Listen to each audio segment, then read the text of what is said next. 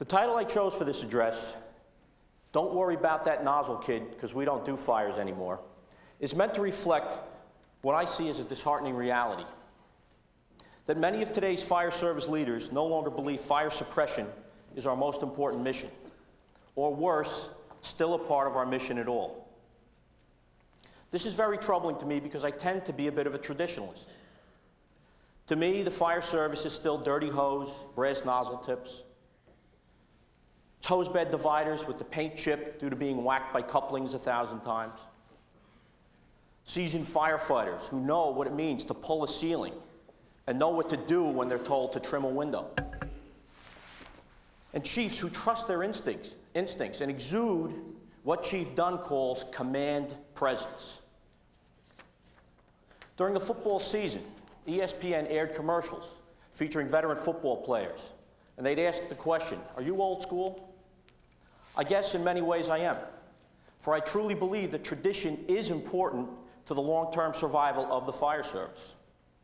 And a friend of mine recently pointed out that the best fire departments in this nation know how to blend tradition and innovation, because in order to be successful, you need a measure of both. Progress, change, innovation, they're all important. But firefighting today, in the year 2000, still remains largely a gritty, risky, up-close and personal affair using tactics and techniques that date back decades. Even on the high-tech battlefield of today, it is the soldier and his rifle that still makes the difference in wartime. So until we make greater strides in the fire prevention and fixed suppression arenas, the firefighter and his nozzle will continue to be the difference between life and death for literally thousands of Americans threatened by fire every year. Now, let me share with you the first of several examples why I am a bit disheartened. The chief of a large metropolitan fire department in the West tells his recruits at the start of their basic training program the following: "If you're here to be firefighters and fight fires, you might as well get out of here now. We don't fight fires anymore. This is the new fire department." Well, to me, this is a fairly ignorant statement, considering in 1998 there were over 1,750,000 fires in this country, including 500,000 fires in structures that killed over 4,000 of our fellow citizens. In this chief's own city in 1998, there were over 400 serious building fires that claimed 3 civilian lives and injured 82 more. And let's not forget the firefighters. The inscription on the firefighters' monument in New York City refers to firefighters as soldiers in the war that never ends. And at least 109 brother and sister soldiers paid with their lives last year waging this war. So is it possible this chief has been brainwashed, has perhaps been given some bad information? Brainwashed into believing that since fires are down, the art and science of firefighting is no longer important, that our myriad other missions deserve more of our attention. Well, chickens always come home to roost, and nowhere will the impact of our service diversity be more tragically felt, and this is unfortunate, but more tragically felt than on the fire grounds of the new millennium. Now, let me ask you a question. Who in the audience believes that fires are down? Let's see a show of hands. All right, there's some hands up. I honestly thought in writing this address there'd be more hands. But let me explain something. Every time I hear the statement "fires are down," I cringe. It hurts morale, discourages our new firefighters, and is in many ways a lie. Fires are down compared to what? What baseline data is being used? This small, albeit important, bit of information is conveniently overlooked by fiscal managers looking to slash firefighter jobs, looking to close your fire stations. And shamefully, this vital piece of information is all but ignored by fire chiefs who should be battling tooth and nail for more firefighters and more firefighting resources. So let's try and place this whole "fires are down" thing in perspective. Certainly, if we compare structure fire incidents today to to the mid-1970s, fires are down. And that's the crux of the problem. Structure fire incidents today is compared exclusively to a statistically skewed 15 or 20-year period of time beginning around 1966 and ending in the early to mid-1980s. Anybody who lived through that period knows that this was a very unique one in our nation's history. Tensions boiling over in long-neglected inner-city neighborhoods, civil unrest brought about by the assassination of Martin Luther King Jr. in the war in Vietnam, weak arson laws, and even weaker arson prosecution. And each of these complex issues combined to bring about a period of unprecedented fire activity that, like the social and political climate of the time, was also very unique. But if we compare structure fire incidents today with any other period in modern history, we find that structure fires are not down, they are up, and up significantly. Since prior to America burning in the NFIRST system, as Chief Coleman pointed out, fire data in this country was fairly unreliable and hard to come by. I chose to compare structure fire activity in New York City over a 50-year period. Not only is the record keeping more accurate, but important definitions such as what constitutes a serious fire remained constant through this period.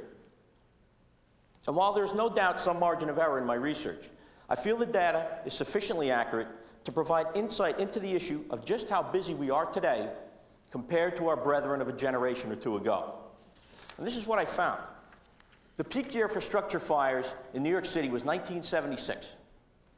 There were a total of 56,810 such fires, of which 4,880 required at least an all-hands assignment for control. And in FDNY lingo, an all-hands assignment means the entire first alarm is going to work. Now, in 1999, last year, there were over 3,500 fires that necessitated at least an all-hands assignment for control, a drop of 28% from 1976. But in 1976, 20% of all building fires involved vacant structures. So if we assume, and I believe we can with good confidence, that 20% of all serious fires also involved vacant structures, then the number of serious building fires has only dropped 10% from 1976. And if we compare 1999 to 1980, serious fires are up 6%. And if we compare to 1970, again adjusting for vacant structures, serious fires are up 15%. And if we compare to 1960, serious fires are up 200%. To 1950, they're up 600%. And one more important point. In 1970, the FDNY handled only 46,000 non-fire emergencies. I say only 46,000, but New York City's a big place. Last year, excluding EMS, the FDNY handled over 168,000 non-fire emergencies. So are we really not as busy? Are fires really down? Now, I realize that during the 1970s, there were times when several serious fires occurred simultaneously, and less than an all-hands assignment may have been used to control those fires. But my point is, let's admit to ourselves that we are still in the business of fighting fires, and unfortunately, or fortunately, I guess, depending upon your point of view, we will be for a long time to come. And one more theory, as it relates to our perception of fire incidents, and reflect on your own communities as I discuss this. Our perceptions have changed because fire activity is no longer concentrated in specific or distinct geographical areas. Fires are now more uniformly spread out within communities. The changing demographics of the past 25 years, as well as continuing suburbanization, has resulted in a redistribution of fire activity. Areas that were filled with new homes and businesses in the 1950s and 1960s are now joining the ranks of older neighborhoods. Buildings falling into disrepair, systems aging, and the neighborhoods that were old then are even older and more dangerous today. One neighborhood is just as likely to suffer a fire today as the next. The so-called busy fire companies may not be as busy as they were in 1976, but the traditionally slow fire companies are a lot busier, not nearly as slow. So my answer to this Western fire chief is, get your facts straight. Fires still occur and in large numbers. And if individual fire companies are not as active as they were in the 1970s and 1980s, at least as far as fires are concerned, then guess what? You're the chief. It's your job to train them and make sure those firefighters are prepared. And here's another example of changing priorities. A probationary firefighter from a large East Coast fire department, fresh out of basic training. He's assigned to an engine company, just like the 14s here. At the start of his first tour of duty, he begins by familiarizing himself with his company's apparatus and its equipment. Certainly okay so far. But due to the emphasis placed on his department's new EMS initiative in Proby School, the first piece of equipment he checks is the automated external defibrillator before the hose and nozzles. Why is this wrong?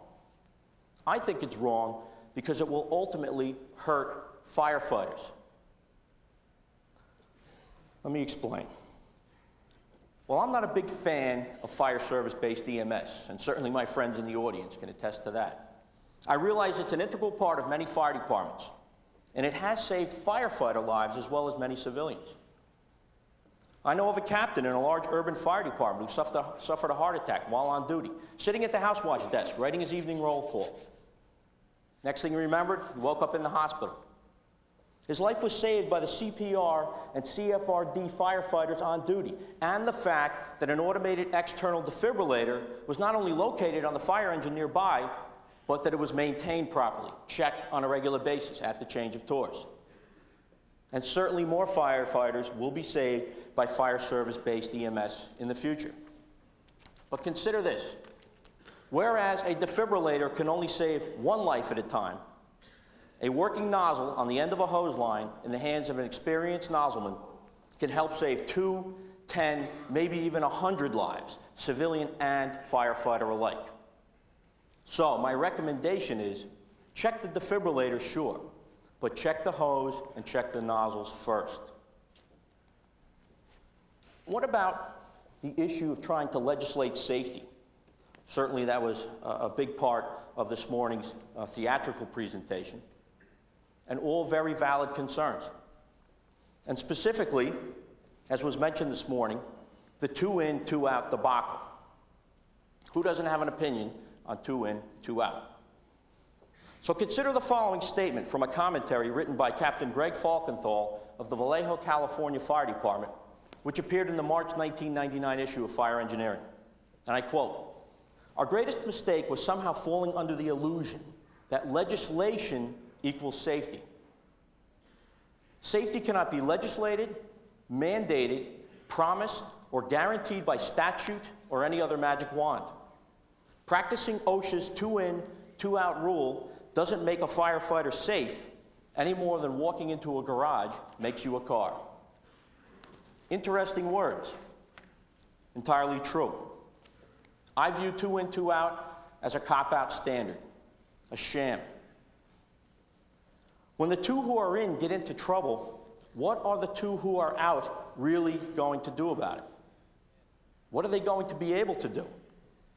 My experience is that it may take up to a half dozen or more firefighters just to remove one, just one, who is in distress. So who's kidding whom?